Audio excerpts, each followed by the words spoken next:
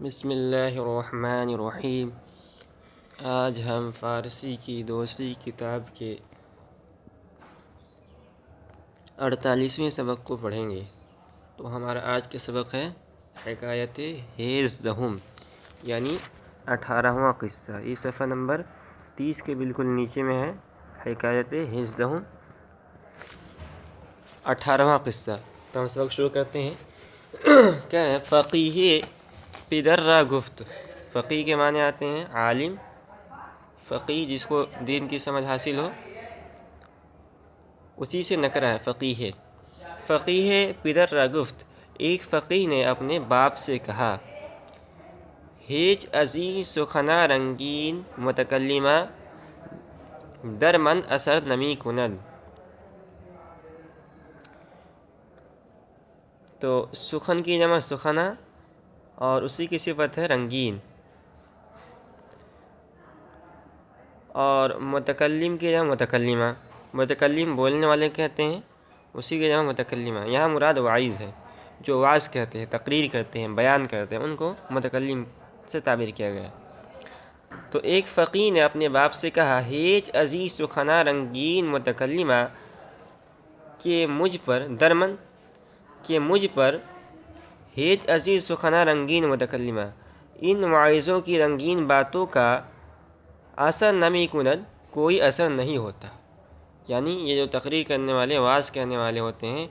اور بہت ہی چکنی چپڑی باتیں کرتے ہیں، بہت ہی لچھے دار تقریر کرتے ہیں، تو ان کی باتوں کا میرے دل پر کوئی اثر نہیں ہوتا ہے۔ ہیچ ازیں سخنا رنگین متکلمہ درمن اثر نمی کند، مجھ پر ان واعظوں کی رنگین باتوں کا کوئی اثر نہیں ہوتا۔ کیوں نہیں ہوتا؟ اس کی وجہ بیان کیوں ہے؟ بحکم آ کے، اس لیے کہ نمی بینم ایشا، نمی بینم اشارہ کردار موافق گفتارے، اس لیے کہ میں ان کی عمل، کردار ان کے عمل، میں ان کے عمل اور موافق گفتارے، میں ان کے عمل اور قول کے مطابق نہیں دیکھتا، اس لیے کہ میں اشارہ ان کے کردار عمل کو موافق گفتارے، ان کے بات کے موافق، ان کے قول کے موافق نہیں دیکھتا۔ یعنی وہ دوسروں کو تو اچھی باتوں کا نصیحت کرتے ہیں اور دوسروں کو خوب جو ہے قرآن و حدیث پر عمل کرنے کے لیے کہتے ہیں، لیکن خود ہی بے عملی کا شکار ہوتے ہیں۔ تو ان کے قول اور عمل کے اندر موافقت نہیں ہوتی ہے۔ مثنوی ترک دنیا بمردم آموزن، تو انہوں نے، وہ جو فقیہ صاحب تھے، انہوں نے اپنے والد صاحب کو اشعار کے اندر کچھ جو بدعمل عالم ہیں ان کی کچھ اور باتیں بتائی۔ تو کہہ رہے ہیں ترک دنیا بمردم آموزن، کہ عالم لوگ، بدعمل عالم لوگ ایسی ہیں کہ ترک دنیا بمردم آموزن، لوگوں کو دنیا چھوڑنا سکھاتے ہیں۔ ترک دنیا بمردم آموزن، لوگوں کو دنیا چھوڑنا سکھاتے ہیں۔ خیشتن سیم و غلہ اندوزدن، سیم چاندی اور غلہ غلہ، خیشتن خود، سیم و غلہ اندوزدن چانی اور غلہ جمع کرتے ہیں۔ عالم میرا کہ گفت باشد و بس، جس عالم کے پاس صرف باتیں ہی باتیں ہوں۔ گفت باشد، عالم میرا وہ عالم کے گفت باشد جو باتیں رکھتا ہو، وہ بس اور صرف۔ جس عالم کے پاس صرف باتیں ہی باتیں ہوں، ہرچہ بگوید نگیرد اندر کس، وہ جو کہے گا اس کا کسی پر اثر نہ ہوگا۔ یعنی صرف تقریر کرے گا، بیان کرے گا اور عمل کر کے نہیں دکھلائے گا، تو اس باتوں کا لوگوں پر کوئی اثر نہیں ہوگا۔ عالم آکس بود کے بد نہ کند، عالم وہ ہے عالم آکس، عالم وہ ہے، عالم آکس بود، عالم وہ ہے کہ بد نہ کند، جو خود برا کام نہ کرے، نہ کہ گوید بخلق، نہ کہ لوگوں کو بتائے، وہ خود نہ کند، اور خود عمل نہ کرے۔ اس کے بعد آگے ایک اور شعر ہے، بیت شعر عالم کے کامرانی وطن پروری کند، وہ عالم جو عیش و تن پروری کرے، وہ خیشتن گم است کرا رہبری کند، وہ خود گمراہ ہے راستہ کس کو بتائے گا۔ تو جب انہوں نے اپنے والد صاحب سے، فقیہ نے اپنے والد صاحب سے شکایت کی، تو ان کے والد نے کہا کہ محض ایک عالم کو برا کام کرتے ہوئے دیکھ کر ان سے بدگمان نہیں ہونا چاہیے۔ پتر گفت، باپ نے کہا، اے پسر، اے بچہ، اے لڑکا، بمجرد این خیال باطل، محض اس باطل خیال کی وجہ سے، نہ شاید روئے از تربیت ناصحہ گردانیدن، نصیحت کرنے والوں کی، تو ناصح کی جمع ناصحہ، نصیحت کرنے والوں کے، از تربیت ناصحہ، نصیحت کرنے والوں کی تربیت سے، نہ شاید روئے گردانیدن، منہ پھیرنا نہیں چاہیے، منہ پھیرنا نہیں چاہیے۔ تو یہ اصل میں آگے وراحت بتعاد گرفتن علماء را وزارات منصوب کردن، یہ سب معطوف علیہ مل کے ایک جملہ ہے، اس لیے سب کا ترجمہ ایک ساتھ کیا جائے گا۔ تو باپ نے سمجھایا بمجرد خیال باطل، محض اس باطل خیال کی وجہ سے، نہ شاید روئے از تربیت ناصحہ گردانیدن، نصیحت کرنے والوں کی تربیت سے منہ پھیرنا، و راہ بطاعت گرفتن، اور بیکار کی راہ اختیار کرنا، و علماء را بضلالت منسوب کردن، اور عالموں کو بضلالت گمراہی کی طرف منسوب کرنا، یہ سب ہے مبتدا، اور خبر اس کی پہلے آ چکی ہے۔ نہ شاید نہیں کرنا چاہیے، تو یہ جملہ پورا ہوا۔ آگے کہہ رہے ہیں وَدَرْ طلب عالم معصوم از فوائد علم محروم ماندن، اور بے گناہ عالم کی تلاش میں، بضلالت وَدَرْ طلب عالم معصوم، اور بے گناہ عالم کی تلاش میں، از فوائد علم محروم ماندن، علم کے فوائد سے محروم نہ رہنا چاہیے۔ یعنی ہمارے سامنے ایک عالم ہے، جو عالم بھی ہے اور کچھ ان سے بدعملی بھی ہو جاتی ہے، کچھ برا بھی کام کرتے ہیں، تو ہم ان کی باتوں کو نہ سنیں، اس پر عمل نہ کریں، ان سے علمی استفادہ نہ کریں، بلکہ ہم یہ سوچیں کہ ہم تو ایک ایسے عالم کو تلاش کریں گے جو بالکل معصوم ہو، بے گناہ ہو، جس سے کوئی گناہ ہوتا ہی نہ ہو۔ تو ظاہر سی بات ہے کہ ایسے عالم کا ملنا دنیا کے اندر محال تو نہیں ہے، لیکن متعذر ہے۔ تو جب تک ایسا عالم نہ ملے ہم علم ہی حاصل کرنا چھوڑ دیں، یہ تو بہت بیکار کی بات ہے۔ تو ہمارے سامنے جو عالم موجود ہیں، خواہ وہ کچھ بدعمل ہی ہوں، لیکن وہ عالم تو ہیں، تو ان سے استفادہ کرتے رہنا چاہیے۔ تو اور اس کے بعد باپ نے بیٹے کو مثال لے کر سمجھایا، ہم چو نابینائے کے شبے در وحل افتادہ بود، اس اندھے کی طرح جو ایک رات در وحل کیچڑ میں، وحل کیچڑ، در وحل کیچڑ میں افتادہ بود، گر گیا تھا، وہ گفت اور کہہ رہا تھا، آخر اے مسلمانوں ایک چراغ، تو آخر اے مسلمانہ چراغِ فرا راہ من دارید، کہ اے مسلمانوں ایک چراغ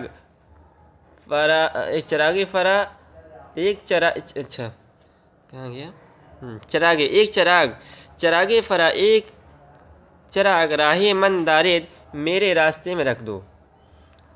ایک چراغ، فرا کے معنی سامنے کہتے ہیں، چراغ فرا من دارید، چراغ فرا راہ من دارید، کہ ایک چراغ میرے سامنے رکھ دو۔ تو جب یہ آواز لگا رہا تھا، کیچڑ میں گھرا ہوا تھا کہ ایک چراغ میرے سامنے رکھ دو، زنے فارحہ وہ شنید، تو ایک خوش مزاج عورت نے سنا، وہ گفت اور کہا، کہ تو کے چراغ نہ بینی بچراغ چے بینی، تو اس نے خوش مزاج عورت نے کہا کہ تو کے چراغ نہ بینی، جب تو چراغ کو ہی نہیں دیکھ سکتا، بچراغ چے بینی، تو چراغ سے کیسا دیکھے گا؟ جب تیرے آنکھیں نہیں ہیں اور تو چراغ کو ہی نہیں دیکھ سکتا ہے، تو پھر چراغ کے ذریعے کسی چیز کو کیسے دیکھ سکتا ہے؟ تو کہہ رہے ہیں ہم چنی مجلس واعظہ، کہہ رہے ہیں اسی طرح واعظ کی جو مجلسیں ہیں، مجلسیں ہیں، ہم چنا مجلس واعظہ، اسی طرح واعظ کی مجلسیں، چو کلبہ بزازان است، کلبہ کے معنی آتے ہیں کوٹھڑی کے، گھر کے، اور یہاں مراد دکان ہے، اور بزاز کی جمع بزازان، تو بزاز کہتے ہیں جو کپڑا وغیرہ فروخت کرتے ہیں ان کو کہتے ہیں۔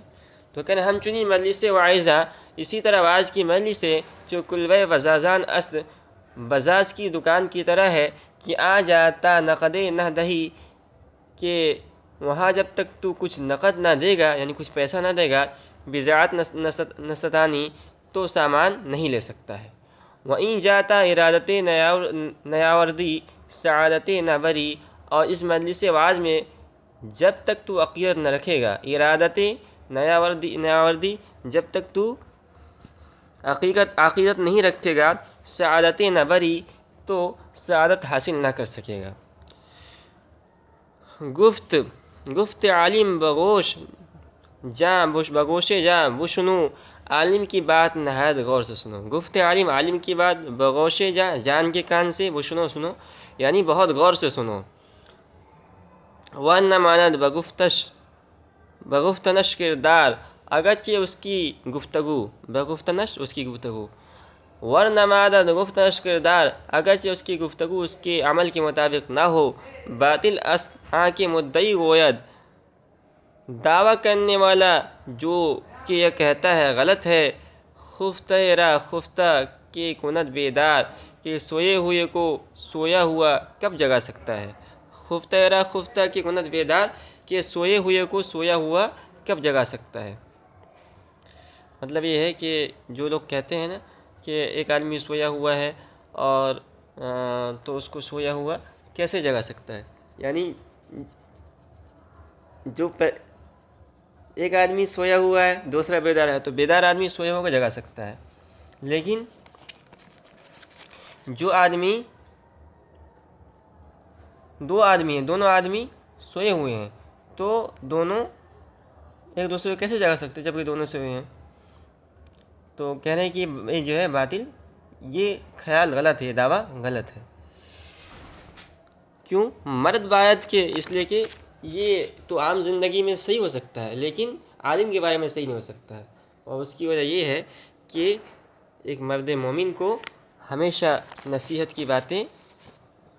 ہے نا، الحکمت ضالۃ المؤمن، حکمت کی باتیں مومن کا گمشدہ سامان ہے،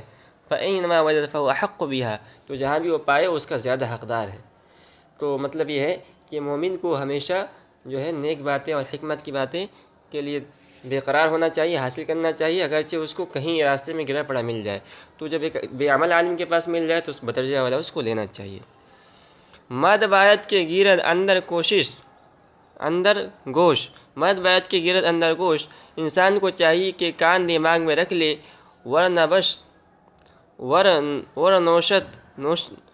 نوشت است پند بر دیوار، اگرچہ نصیحت دیوار ہی پہ لکھا ہو، نوشت است پند بر دیوار، اگرچہ نصیحت دیوار ہی پہ لکھا ہو، تو نصیحت کی باتیں جہاں کہیں بھی لکھی ہو نا، ایک مرد مومن کو اس کو حاصل کر لینا چاہیے، خواہ وہ ایک بے عمل عالم کے پاس سے کیوں نہ حاصل کرے۔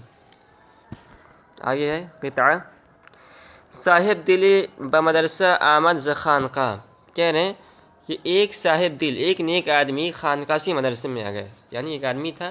تو مدرسے کے اندر عالم لوگ ہوتے ہیں اور خانقاہ کے اندر عابد لوگ ہوتے ہیں، لیکن عابد کے لیے ضروری نہیں کوئی عالم ہو، خانقاہ کے اندر زیادہ عبادت کرنے والے لوگ ہوتے ہیں۔ تو ایک آدمی جو خانقاہ میں تھے، نیک آدمی، خانقاہ سے جب خانقاہ چھوڑ کے مدرسے میں آ گئے تو ان سے پوچھا گیا کہ بھائی آپ نے خانقاہ کو کیوں چھوڑ دیا، مدرسے میں عالم لوگوں کے پاس کیوں آئے؟ صاحب دل بمدرسہ آمد ز خانقاہ، ایک صاحب دل نیک دل آدمی خانقاہ سے مدرسے میں آ گیا، شکست عہد صحبت اہل طریقت را، درویشوں کی، اہل طریق درویشوں کی صحبت کو توڑ کر، بشکست عہد صحبت اہل طریق را، درویشوں کی صحبت کی عہد کو توڑ کر، گفتم میاں عالم و عابد چہ فرق بود، گفتم میں نے کہا میاں کہ اے صاحب،